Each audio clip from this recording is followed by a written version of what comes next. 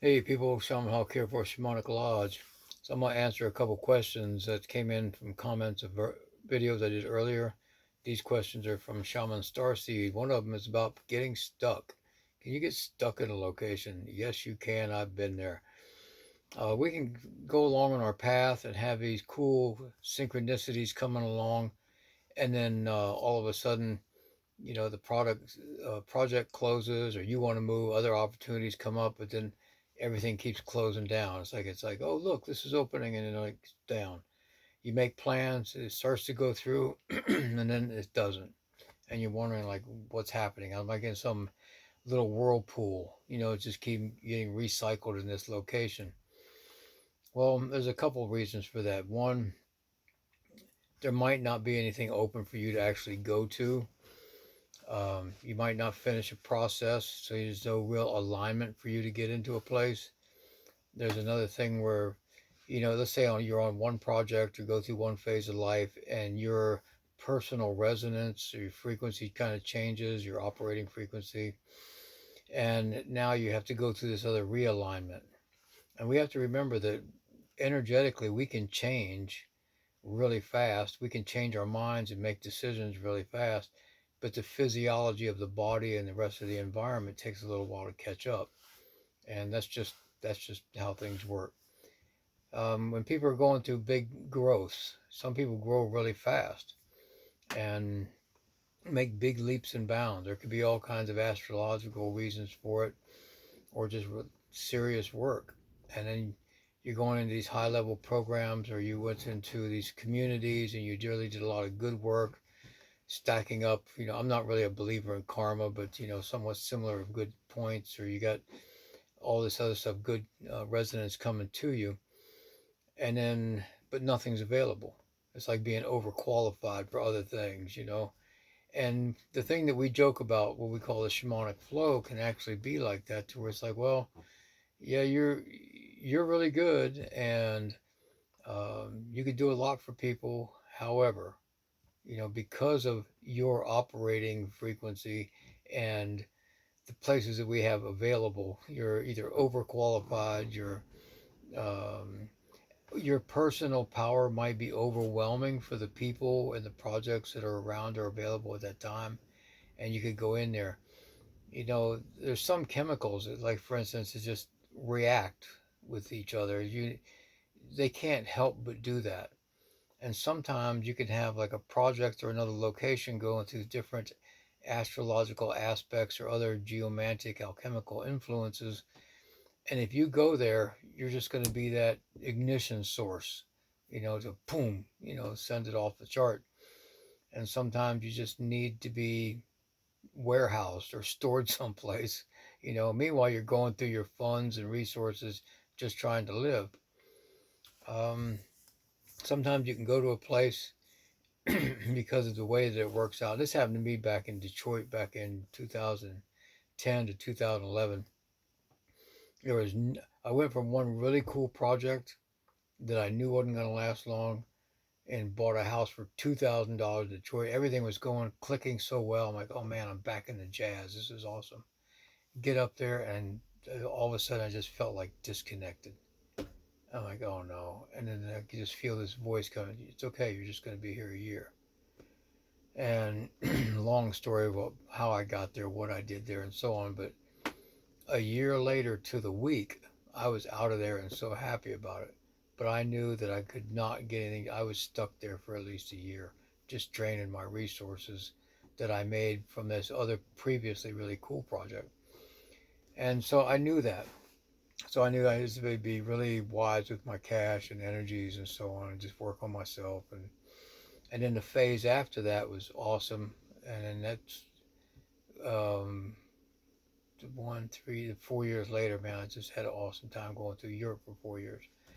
So it was like a big change. And that's how I go through these 4 or 5 year processes, kind of get stuck warehoused in one place for a couple years as I rebuild, and then back again. So I'm on my third year here in this farm in Central Texas, which is nice. And I miss my traveling, but I know that I'm here for a while. I might be here for another 6, 8 months. And so you just take that time to really work on yourself, go inward, rebuild, retune yourself, and that's all you really can do. Um, so those are the quick points. There's a lot of intricacies, and of course, when somebody does an appointment with me, or we're really talking about their life, then it's easier for me to get some exact reasons why they're allegedly stuck there or why they're there for an extended period of time. So the next thing that she was asking is like the association between like black mold, negative energies, curses, and so on. When you're when someone sends the negative energies or the curse or the black magic towards you, it's opportunistic. If you're really really good, you can pinpoint somebody and say, okay, we're going to hit this part of their life or this part of their body.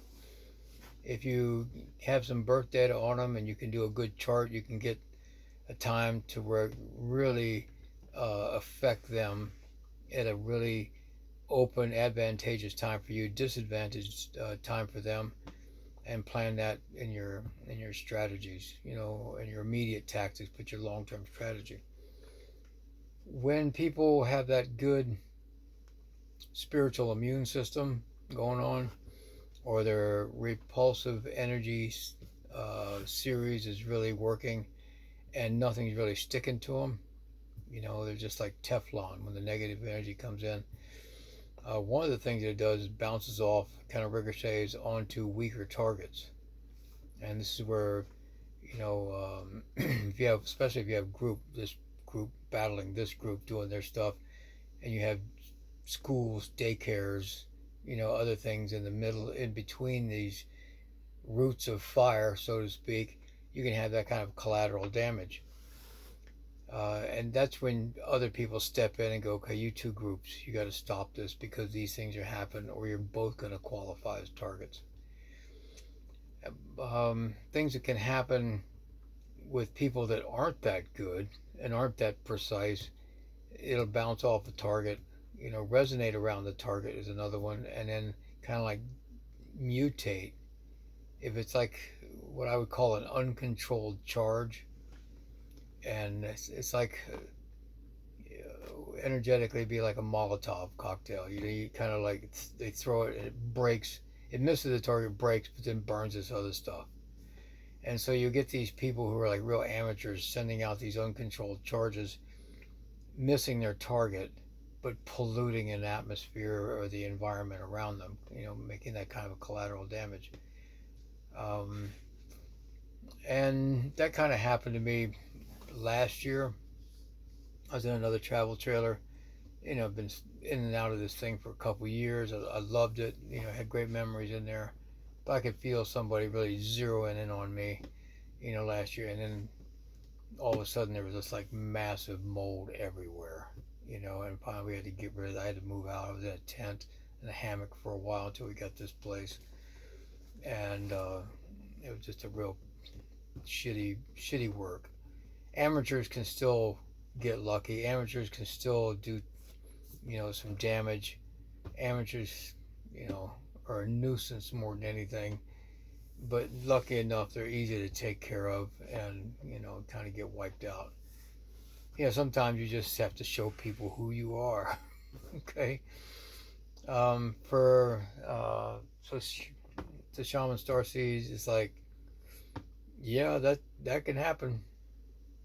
We'll talk in private, and I can kind of give you some things to do on this. But when that kind of an energetic stain happens, you got to basically do a real energetic renovation of a place, a charge, the smudging, the energy works. Your normal application, this just doesn't work for something like that.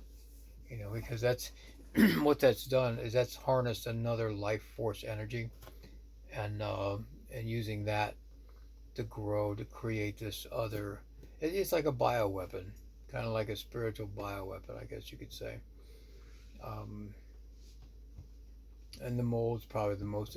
The black mold isn't as bad as the yellow mold, because if you can hit a building and put and charge the yellow mold into the AC system, and that's lethal. So again, so this is another thing saying that these whoever did this was an amateur. You know, otherwise when they if they're particularly using that as the weapon, the mold, you're not going to see it. It's going to be something like there's another one other than the yellow, but the yellow is bright yellow mold you'll get in the AC systems. Black mold is just kind of like, yeah, okay, and green mold it's like, okay, anybody can do that. Um, but that's a deeper effect. So vacate. Yeah, that's all I can say. I don't know the exact details, because she didn't write that. But these things can be used as weaponry, and that's it's some of the oldest tricks in the. As can stray animals. That can be kind of entertaining. But that's basically creating a charge and leaving it around the person, not really hitting the person, but leaving it around the person. And then when animals get in there, they get charged by that, and then like bang. Um, I'm going to touch on this. Sometimes things like that can happen because of invocations, where they're trying to pull in another life form, spirits and so on, and then that effect can be a byproduct of those invocations.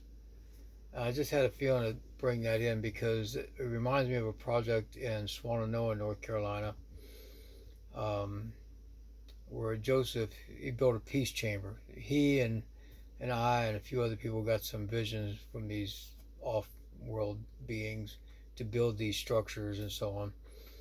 And I was commissioned to go up and rework his because people were sneaking into it and pouring mercury on the ground to invoke some of these demons and spirits.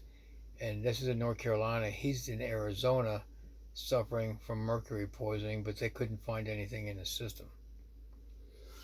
So that's kind of like a product that can happen. With the mold thing, somebody could be doing something with wet objects, taking like wet dolls, wet clothes, leaving them someplace, trying to cause some kind of respiratory failure in their target.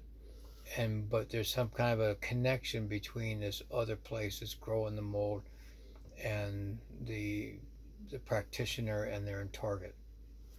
And sometimes that can happen, be transposed through lovers, gifts, ceremonies.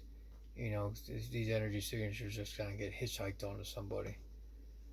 Um, this stuff does get kind of intricate, and to really give an exact detail to a client, you got to listen to the whole story, and hopefully they tell you the whole truth. But it's a couple. Usually, these kind of interviews are a couple hours long. So hope that helped a little bit, and I appreciate when people are writing in with these comments and questions, and it gives me food for other videos. If you like this stuff, share it, like and subscribe, because I am on I'm still banned from TikTok, can't be on Facebook anymore. I think even Rumble got me shadow banned, but then like even with the YouTube, they demonetized me, and um, it's hard to get out there and get some good information to people. Hey, if I'm going to make a prediction though, I'm watching some things happen, and I got this feeling that something big is going to happen in a really good way, involving women in particular. So you girls that are going through these big changes, just hang on. It's going to be a little bit of a wild ride, but you're going to get in a nice alignment to get some power and some knowledge that you're going to use later. Things and people will be removed from your life, and because they're just kind of in the way of the process that's coming. So it's being cleaned out.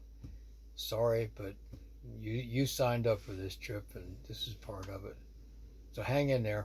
Like everything in life is temporary. All things pass. Catch you guys later.